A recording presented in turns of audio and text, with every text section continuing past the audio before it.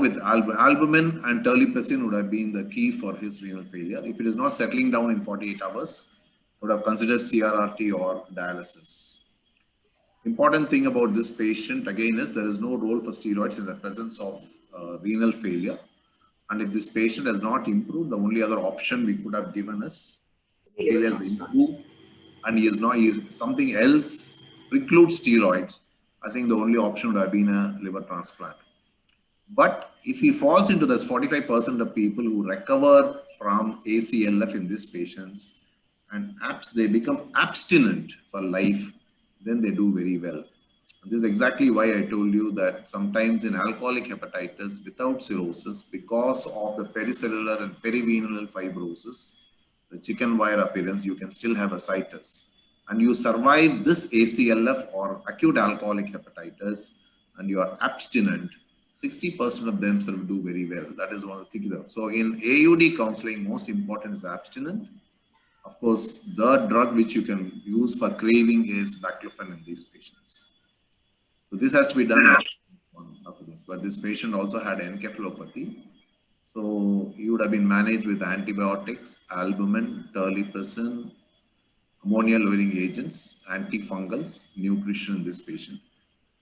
And if it has not been improving and if his renal failure has improved with the dialysis, we would have and he's not improving, and then we could have possibly considered an early liver transplant. If the dialysis has gone on for more than 2 to 4 weeks, we probably have to consider both a liver and a kidney transplant in these patients. Whenever there is a renal failure in alcoholics, make sure that this is a HRS-AKI. And surprisingly, sometimes you will see that you can have some other cause for renal failure. It could be an IgA nephropathy.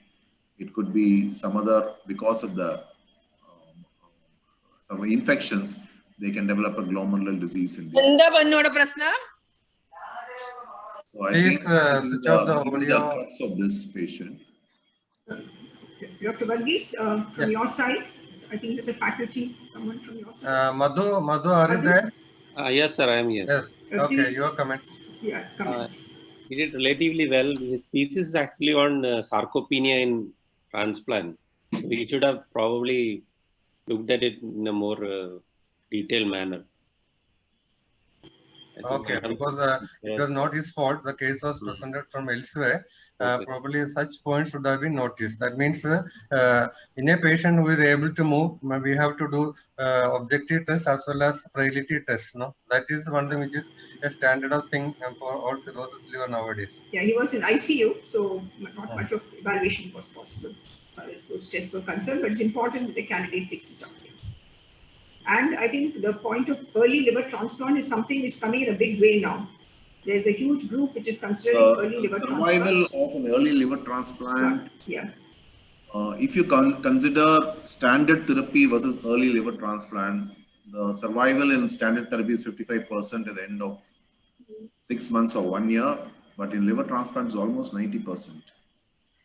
The only worry you will be thinking is, will they go back to relapse drinking? But the studies have shown that only less than 6% go back to their relapse in drinking habits. Otherwise, we don't no longer have the mandatory rule of 6 months abstinence. The mandatory rule of 6 months abstinence because of the donor shortage, but with improvement in the LDLT, living donor liver transplant, I think now we have disbanded the rule, and you can probably bring down the organ shortage by promoting LDLT in these patients. If you get a suitable donor, the recipient has to be very, very carefully picked up. 2 things, because he should not have any infection, because in alcohol liver disease, the liver transplant, 2 things are very common, which we have seen is, one is a fungal infection. So we start off antifungals on day 1. Number 2, on the 3rd day, they can develop severe stress cardiomyopathy. 3rd day, you'll see the patient's heart rate going up to 140. And they develop severe stress cardiomyopathy, which is usually reversible in these patients. But the survival is very good, as like in any other transplants, even in acute alcoholic hepatitis. Thank you, LBK. Can we move to the next OSCE? Next case, yeah. Subhash, you're there? Yeah, Subhash? yeah, ma'am. Okay, fine. Yeah, ma'am. Yeah. Okay, Good evening, ma'am. Good evening, sir. Yeah. Okay. You're on time. You're on time. Yeah. Subhash, switch on your video. You can read it. Yes. and keep reading. Yes. Yes, ma'am. Yeah. This 59-year-old female presented with generalized tiredness and the fatigue for the last 3 months, cough intermittent for the last 3 weeks, and occasionally productive. Worried about the abnormal biochemistry, no history of any fever, pain fever, abdominal pain, abdominal distension, jaundice, and the no history of any breathlessness, nocturnal cough, appetite was normal, no history of any loss of weight, Next slide.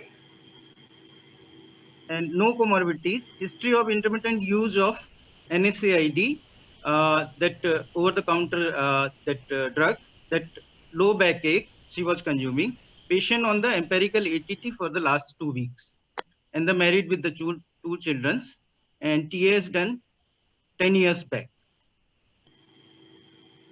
On Continue. examination, the general condition is fair, vitals stable, no pallor, icterus, lymphadenopathy or the pedal edema, CVS, respiratory system, CNS, all they were normal.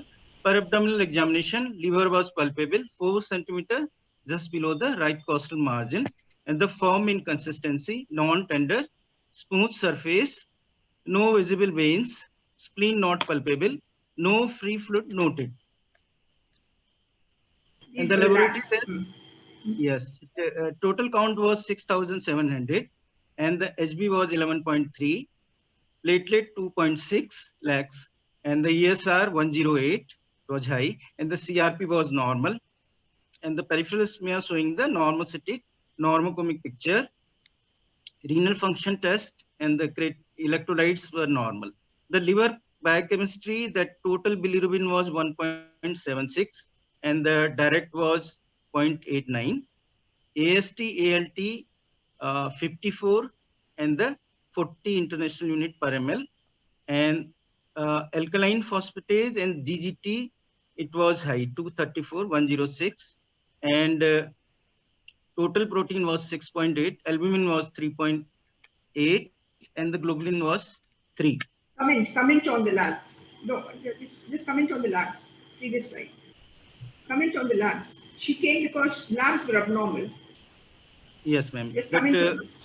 Just Total briefly. bilirubin is mildly raised, and the AST is higher than the ALT, and the alkaline phosphatase is markedly raised to 34. What are your differentials now for a raised ESR of 108 and a liver biochemistry which is abnormal? What are your DVs? Quickly, you're 10 in 2 minutes. That is looking like a liver origin of that alkaline phosphatase, and the bilirubin is slightly raised. What are your ALT comments? What are your differentials? Differential, ma'am, that I would like to raised, predominantly raised alkaline phosphatase, no?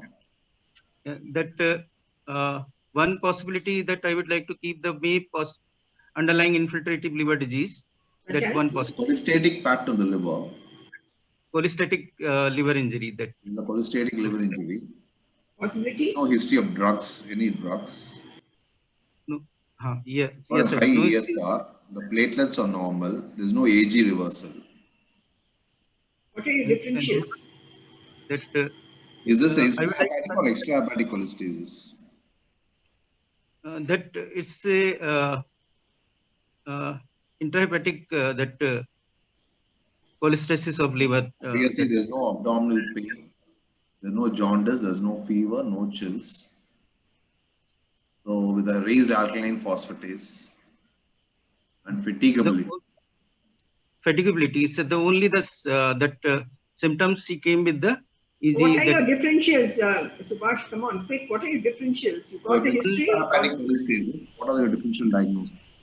Subhash told the infiltrative liver disease. Can you elaborate upon that? Yeah. That one is the tuberculosis. That another one is the sarcoidosis, sir. That Good. Good. Any other? and amyloidosis also. That Amyloidosis uncommon. Any other differentials? and that autoimmune hepatitis that Very I would good. like to. Autoimmune hepatitis. Good. Autoimmune. What type? Autoimmune. Regular autoimmune kindergarten or when did you get a raised cause gamma TT? Yes, ma'am. That globulin is 3. That is very unlikely. That, ma'am. Good. But one of your differentials could be an overlap. Good discussion. That's good. Any malignancy? Can it be any malignant pathology? Malignancy, it's unlikely. That means he's not having any loss of weight and the loss of appetite, loss of weight, that So significant lymphoma, loss of weight. yeah, lymphoma can also come as one of the infiltrating Lymphomas can disorders. come. Yes. Okay. Okay. Can Next we slide. go? Next slide. Okay. Okay. It's getting stuck. It's come. Previous slide. Yeah. The viral marker were negative. Ultrasound, the enlarged liver with the coarse ecotexture, mild splenomegaly, portal hypertension, that portal vein, Total hepatic and splenic vein are normal. Normal. No free fluid. hepatic vein normal, no free fluid, and the CBD and the ISBRD, that no ISBRD. Meditation. CBD was normal, no ISBRD, and the ECG normal. Montoux test mildly positive, and the sputum examination no Be FBC, interested to look at and the spleen was negative. in these patients. Any other findings in the spleen will give you some clue to the diagnosis. Coarse ecotexture in the spleen, No, mild I'm talking about the spleen. spleen. What can you get in spleen? Yes, sir. That mild portal hypertension, that it may be suggestive. No, any finding in spleen can give you a clue to the diagnosis. Say, supposing there are multiple nodules in the spleen.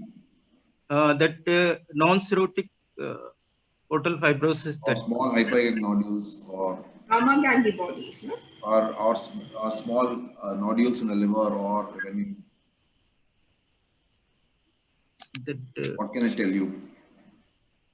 Gamma Tuberculosis, you can get small mirili tuberculosis.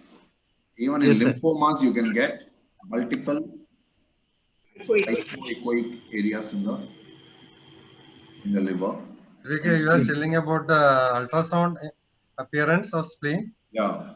Okay. So you can get gamma antibodies, you can get hypoechoic lesions in lymphoma, you can get in sarcoidosis, tuberculosis, And in Yeah. lymphomas. All these you can get SOLs. They behave like gamma antibodies. Okay. Okay. Next slide. imaging. Okay, Trying to imaging, yeah. That chest X-ray, the prominent bronchovascular marking, and the nodes at the hilum. PET CT. And PET CT done outside showed the diffuse FTG intake in the liver and the mediastinal lymph nodes. What are the possibilities now? And what should you do? What should be your next investigation? What are the differentials now? Shortlist your differentials and what will be your next investigation? One, I would like to. One question. We have gone for when a patient has got they have done a PET CT straight away. The chest X-ray shown node at the hilum. Yes, sir. Before PET, would you have considered any other investigation on this patient? Sir, that one contrast CT abdomen that I would like to do, sir. Contrast abdomen of the CT as well as the thorax, isn't it? Chest, yeah. Thorax. They did not have that. They went straight for a CT, so we didn't have. You could have done that because why? Why do you want to do it? Why? Supposing you do a CT, a thorax and CT abdomen, what is the information you can obtain and make a diagnosis? Because that there is a Hey, let's say CT thorax have got large nodes in the mediastinum. So by character of the nodes, can you tell the diagnosis? If large bilateral hilar lymph node, that I would like to keep the one possibility that if it is necrotic nodes, it can be either be tuberculosis or sarcoidosis. sarcoidosis. If it is a conglomerate non-necrotic nodes, it could be lymphoma. Yes. Okay. What should be the next investigation you want?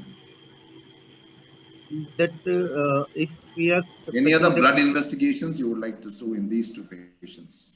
That ACE. Madam has said Yeah, ACE, good. ACE, good. sarcoidosis, lymphoma. ACE. Okay, next slide. So ACE is 287. And what's the role of liver biopsy? So liver biopsy, we will know the actual pathology, ma'am. That if So what do you expect? What do you expect if it is tuberculosis? What do you expect? Next slide. Just read. Now just read. Go to the next slide. 18 next slide. Yeah. Can you just describe what you see here? The one on the lower right. There are some findings on the top left and some findings on the lower right. This is the granulomatous lesions. Very good. Good. Good. Then what else are you saying? There is a caseating that. What is that? What is that? What's the arrow showing? Is that caseation? What is that arrow? There was an arrow that was showing up in the left corner. What is that cell? Next, previous slide. This one, no? This one, yeah. What are you seeing? Next slide. Previous slide. Giant epithelioid cells and the giant cells, and the central that caseating that. There's no caseation here. There's no caseation. It's non-caseating. Yes, Non-caseating, you can see the Langerhans type of giant cells and epithelioid cells.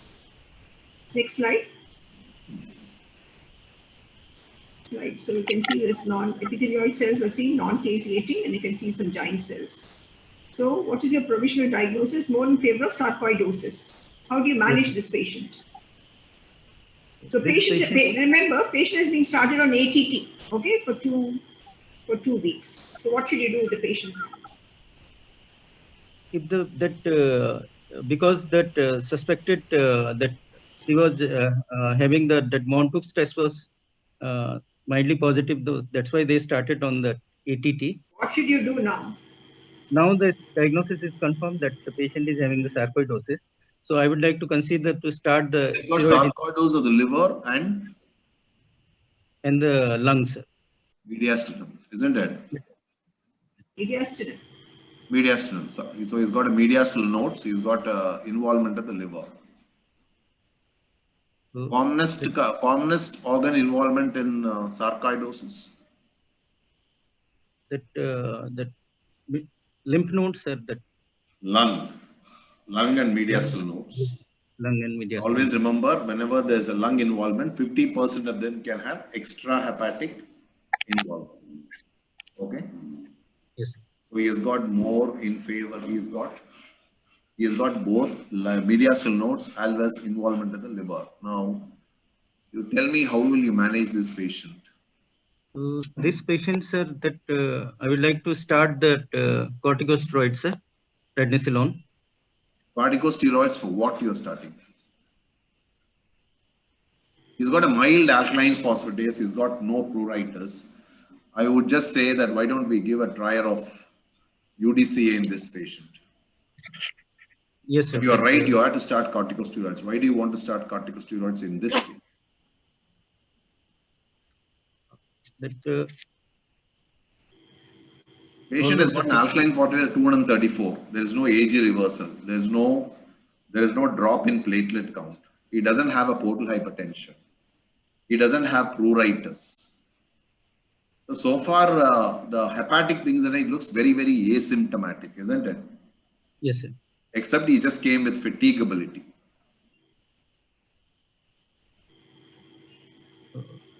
Why are you starting steroids in this patient? For an asymptomatic liver involvement. Vijosh?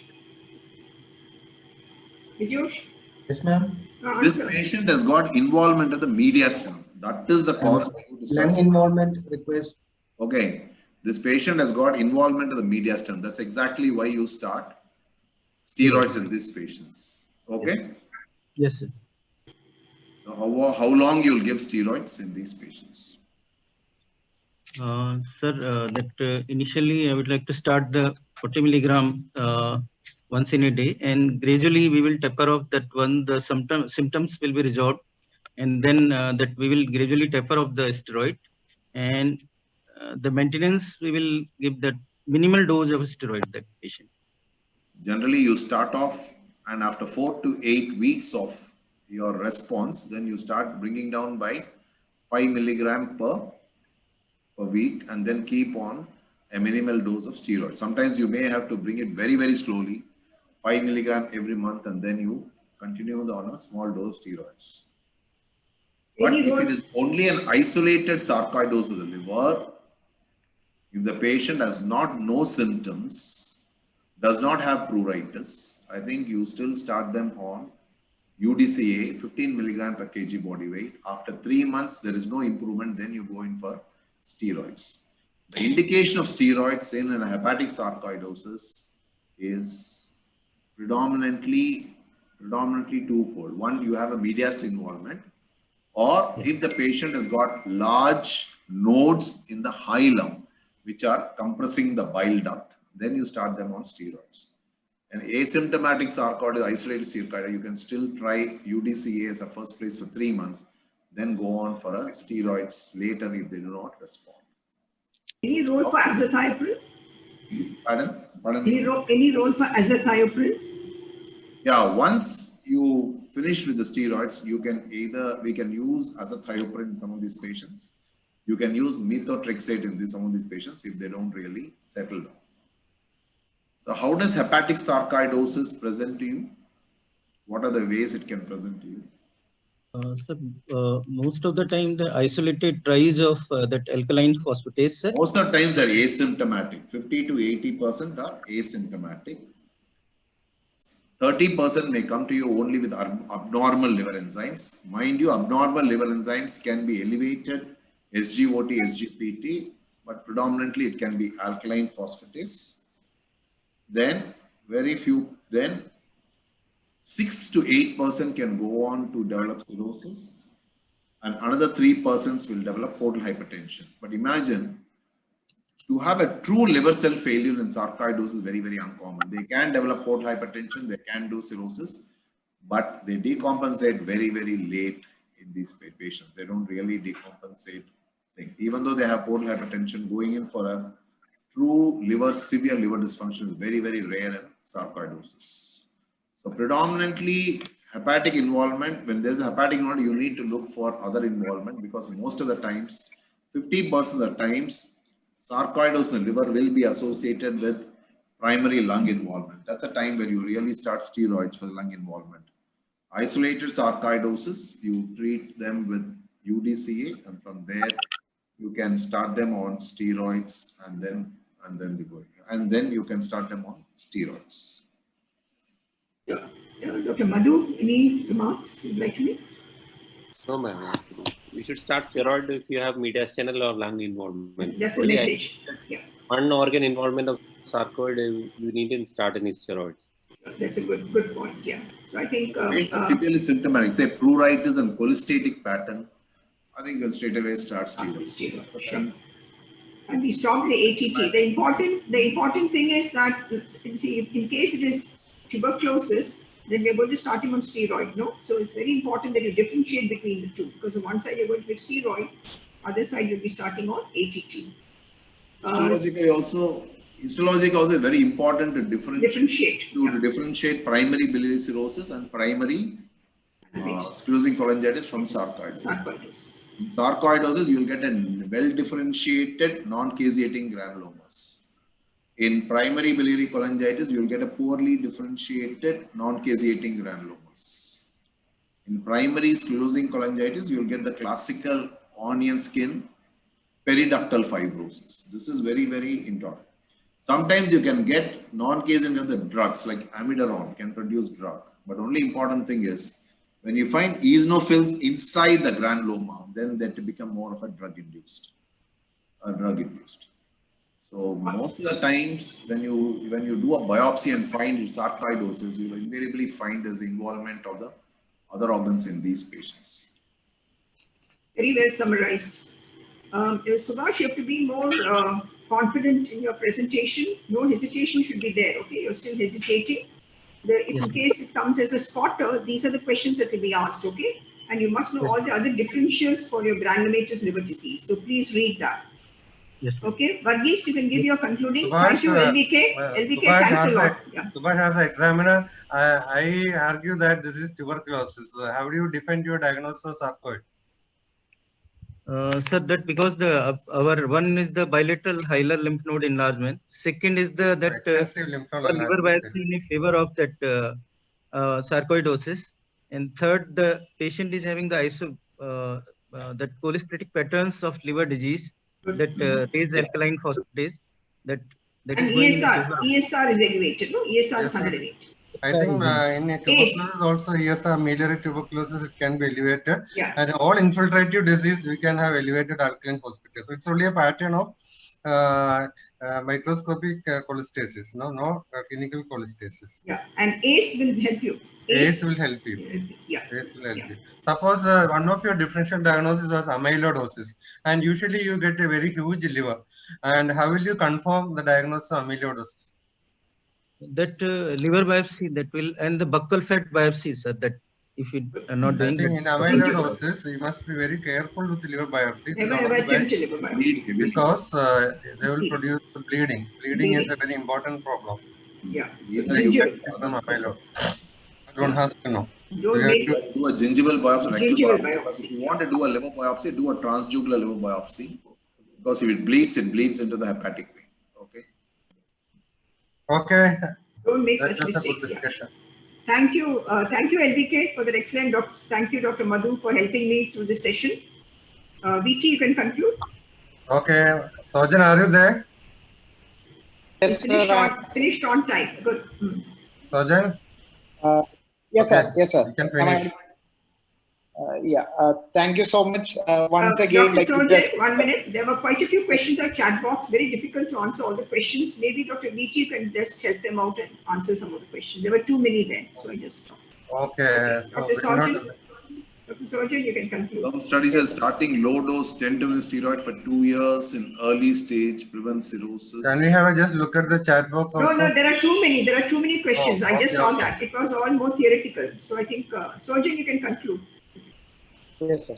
Yes, ma'am. So good evening to one and all. It has been a very informative session as always, and we had quite a good number of PGs joining in. We had close to 100 members attending today's session. That shows the quality of sessions that we are having and the quality of teachers there that the PGs who face their exams. So thank you so much, Jayanti ma'am, LVK sir, for taking your valuable time off and again coming and helping us and blessing us with your presence. I should especially thank Dr. Madhu, who has been the co-chair for today's session, and all other faculty who were here to chip in with their comments. Madhu says that he was my student. He was at Stanley, so he remembers me. I forget him. Sorry, Madhu, I couldn't recognize you. Okay. Yeah. VT, before he concludes, this webinar is only for 100 people. Huh? Can it exceed 100 numbers? I think our Zoom, I think, allow only 100. So just see that whether you can enhance it, because there are some people from North, I think they could not join in. Okay. Then we think about it. And we have one more class this week that is on Thursday at 8 o'clock. And that will be OSCE based.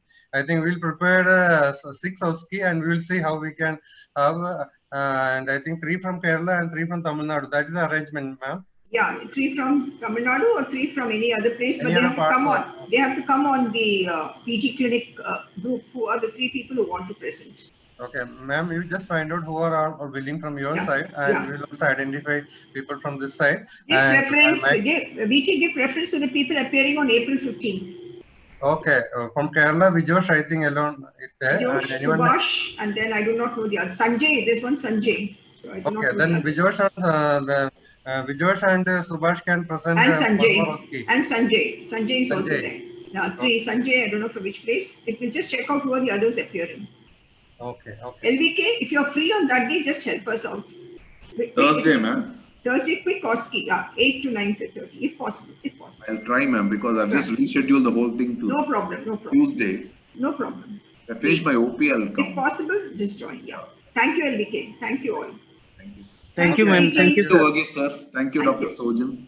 Thank you. Thanks, everyone. Thanks. Best wishes to the exam going PGs. All of you. Thank you, ma'am. Thank you, sir. Thank you, ma'am. I think today both candidates are done well. Yeah. Hope they get through. Just pray for them and get through. Yeah. Thank you, VT. Okay, Thank you. bye. Bye. Bye.